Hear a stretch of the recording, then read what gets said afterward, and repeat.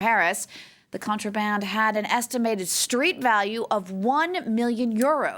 Those efforts to cut short illegal poaching is the subject of today's Inside Look. Siobhan Silk has more.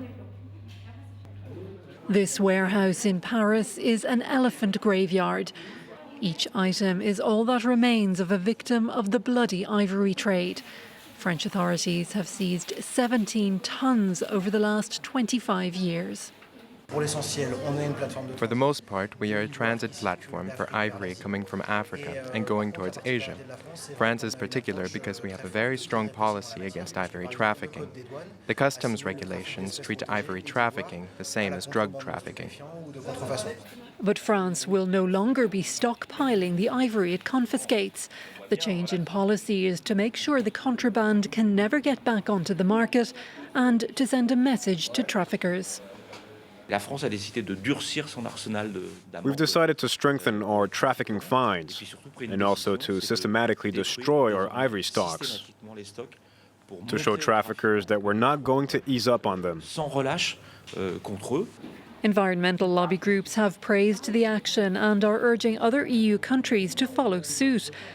The population of African elephants has halved in the last 30 years. There are around 500,000 left in the wild. 22,000 were killed illegally in 2012, massacred to feed the huge demand for ivory in Asia. Well, for more now, let's bring in Wendy Elliott from the World Wildlife Fund. She joins us from the WWF International Headquarters in Switzerland. Wendy, thanks for speaking to us. Not long ago, the French Environment Minister said with this destruction, France was sending an unequivocal message. Is that message strong enough to stop the illegal ivory trade? I think the message is strong and the message is important. But I think with the level of crime and criminality that we're seeing currently in the legal ivory trade, we need a lot more. And France is really making a lot of efforts. You had some of those in the introduction.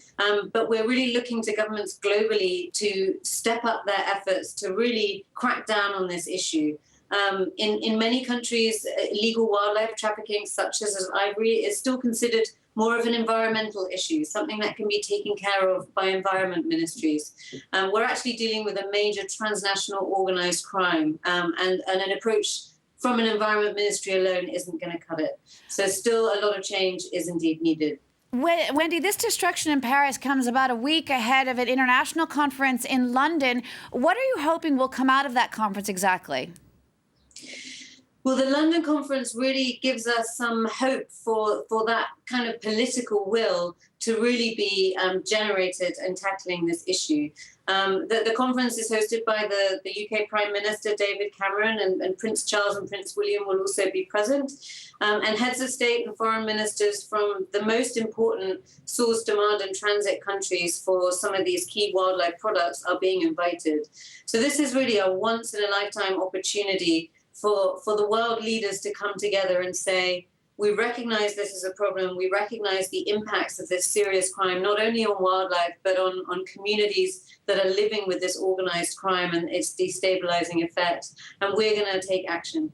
So just very briefly for you, what would be the ideal situation? What needs exactly to happen to stop this trade once and for all? Well, first of all, in the places where these animals are coming from, we need much stronger law enforcement. We need better prosecutions so that the people who are actually perpetrating these crimes get punishments that are equivalent to the crimes themselves. And most critically, we need to reduce demand. Most of the spikes in poaching that we're seeing today can be directly linked to spikes in demand, and particularly in Asia. And unless we tackle that demand, the killing will continue. All right. Thank you so much for taking the time to talk to us. That's Wendy Elliott speaking to us there from the World Wildlife Fund in Geneva. You're watching France 24 coming up for you next.